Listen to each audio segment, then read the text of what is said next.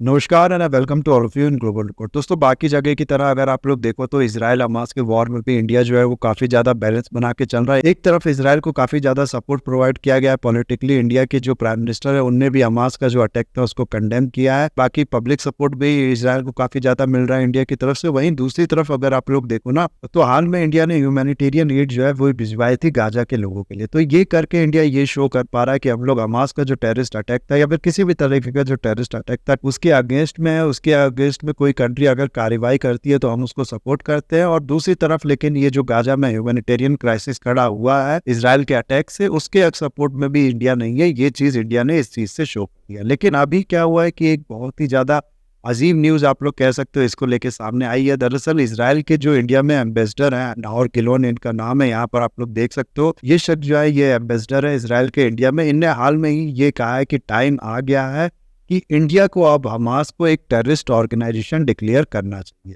आगे ये भी कहते हैं इस बात को लेके कि मैंने इस चीज़ के लिए इंडिया की जो अथॉरिटी है उससे भी बातचीत की, और ऐसा नहीं है कि ये जो बातचीत है ये हम लोग ने पहली बार की है। इजराइल पहले भी रिक्वेस्ट कर चुका है इंडिया की जो अथॉरिटी है उससे कि वो हमास को टेररिस्ट ऑर्गेनाइजेशन डिक्लेयर।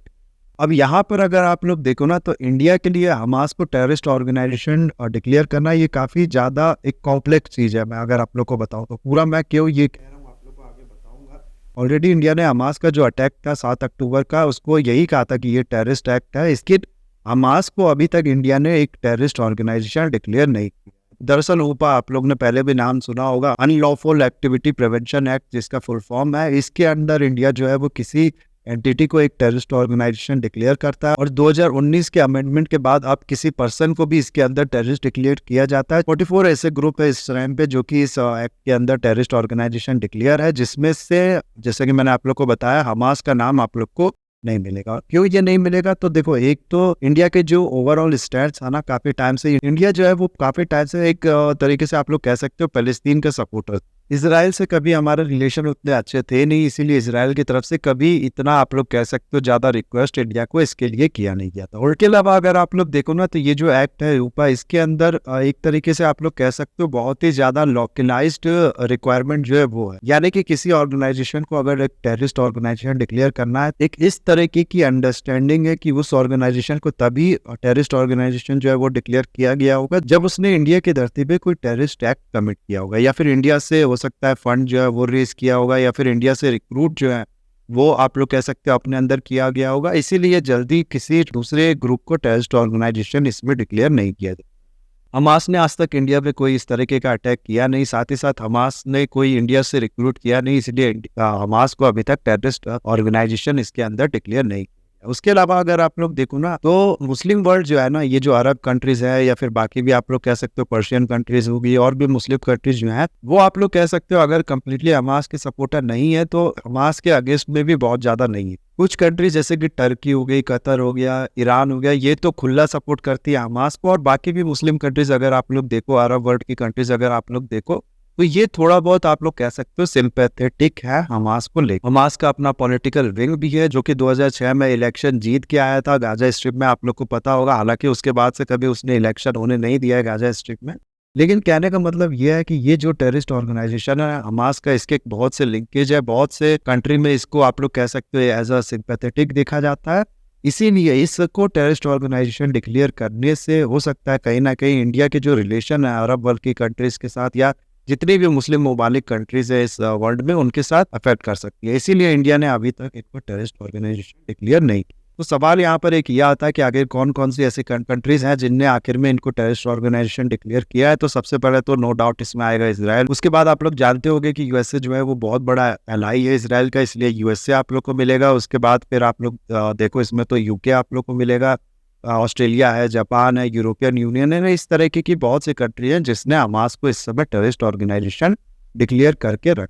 लेकिन यहाँ मेन चीज मैं आप लोग को ये बता दूं कि इवन की यूनाइटेड नेशन सिक्योरिटी काउंसिल ने भी अभी तक हमास को टेररिस्ट ऑर्गेनाइजेशन डिक्लेयर नहीं किया है। और हाल की न्यूज अगर मैं आप लोग को बताऊं तो हाल में ही यूनाइटेड नेशन में आप लोग को हो सकता है पता भी होगा इसके बारे में, एक रिजोल्यूशन इंट्रोड्यूस किया गया था जॉर्डन की तरफ से, जिसमें ये कहा गया था कि सबसे पहले तो ये जो अटैक इसराइल कर रहा है हमास पे, इसको रोक दिया जाए, एक ट्रूस जो है वो एस्टेब्लिश किया जाए। उसके बाद ये कहा गया था कि जो भी ये जो गाजा स्ट्रिप में सिविलियंस है, इनको ह्यूमैनिटेरियन एड जो है इसको काफ़ी तेज़ी से प्रोवाइड करना चाहिए। इस तरीके की काफ़ी बातें इसमें की गई।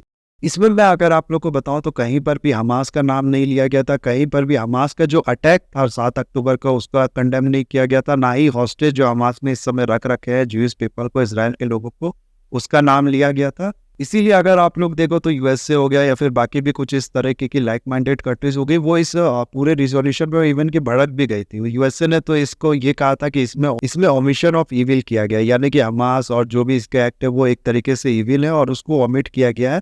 और फिर ये जो रिजोल्यूशन है इसको इंट्रोड्यूस, इस पे होनी थी वोटिंग, 2/3 मेजोरिटी वोटिंग चाहिए थी रिजोल्यूशन को पास होने के लिए। लेकिन कनाडा ने क्या किया, इसमें एक अमेंडमेंट पास किया जिसमें इन्हीं सब चीज़ों को आप लोग कह सकते हो इसमें ऐड करने की बात की गई थी कि हमास को कंडेम किया रो 7 अक्टूबर का जो अटैक है उसके बारे में, और साथ ही साथ जो हमास ने हॉस्टेजेस रख रखे हैं उनके भी ह्यूमैनिटेरियन रिलीफ की बात करो। इस तरीके की बातें कनाडा ने अपने अमेंडमेंट में जो है रख के इंट्रोड्यूस किया।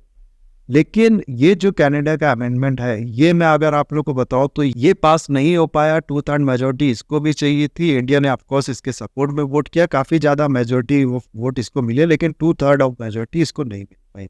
और वही पूरा ये जो रिजोल्यूशन है फिर इस पे वोटिंग हुई, 120 वोट इसमें मिले इस रिजोल्यूशन के सपोर्ट में। बाकी आप लोग यहाँ पर देख सकते हो 45 कंट्री जो है ये अपसेंट रही और 14 कंट्री जो है उसने नेगेटिव वोट किया इसमें। अब जाहिर सी बात है ह्यूमैनिटेरियन रिलीफ की बात की गई है, इस तरीके की बात की गई, तो ज्यादातर कंट्री जो है वो नेगेटिव वोट नहीं करेंगे, लेकिन फिर भी 14 कंट्री जो है उनने नेगेटिव वोट किया। कुछ कंट्रीज का यहाँ पर आप लोग देख सकते हो, इंडिया जो है वो अपसेंट रहा इसमें से, यूएसए जो है उसने नेगेटिव में वोट किया, बाकी भी जिन कंट्रीज ने नेगेटिव में वोट किया यहाँ पर आप लोग देख सकते हो।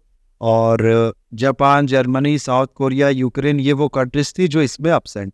कहने का मतलब देखो ये है कि ये जो रिजोल्यूशन है ये तो पास हो गया, लेकिन जो अमेंडमेंट जिसमें बात की गई थी हमास के अटैक को कंडेम करने के लिए वो पास नहीं हुआ। जिससे क्या मैसेज आता है, इससे ये मैसेज आता है कि अभी भी पूरा वर्ल्ड जो है वो हमास का जो अटैक था, इतना ब्रूटल जो अटैक था, उसको कोई ना कोई बहाना लेके जस्टिफाइड करता है, उसको पूरी तरीके से गलत मानने को तैयार नहीं है, जो कि एक बहुत ही ज्यादा गलत चीज है, आप लोग ऐसा कह सकते। और ऐसा करके ये जो मुस्लिम कंट्रीज है ना, ये अपने आप को आप लोग कह सकते हो और भी ज्यादा ओपन टू क्रिटिसिज्म कर रही है। इनसे साफ ये सवाल होना चाहिए, क्या हमास का जो अटैक था आप उसको गलत नहीं मानते, और गलत मानते हो तो क्यों आपने इसमें वोट नहीं किया इसके सपोर्ट में, इस अमेंडमेंट के सपोर्ट में। और इन्हीं सब चीजों को देखते हुए अब अगर आप लोग देखो ना तो यूनाइटेड नेशन के रिलेवेंस पे भी बात उठाई जाती है। हाल में ही हुआ क्या था कि यूनाइटेड नेशन के जो सेक्रेटरी जनरल है उनने ये कह दिया था कि हमास का जो अटैक है वो ऐसा नहीं है कि अपने आप हो गया है, उसके पीछे काफी पुरानी जो प्रॉब्लम है उनकी वो छुपी हुई। ये कुछ इस तरीके से जस्टिफाई करने की कोशिश की थी इनने हमास के अटैक के बारे में, जिसके बाद अगर आप लोग देखो ना तो बहुत से इसराइल के जो एक्सपर्ट्स है, इसराइल के जो लोग हैं, वो यूनाइटेड नेशन के रिलेवेंस पे ही सवाल उठा रहे हैं कि ये मॉडर्न प्रॉब्लम जो है वो सॉल्व करने में सक्षम नहीं है।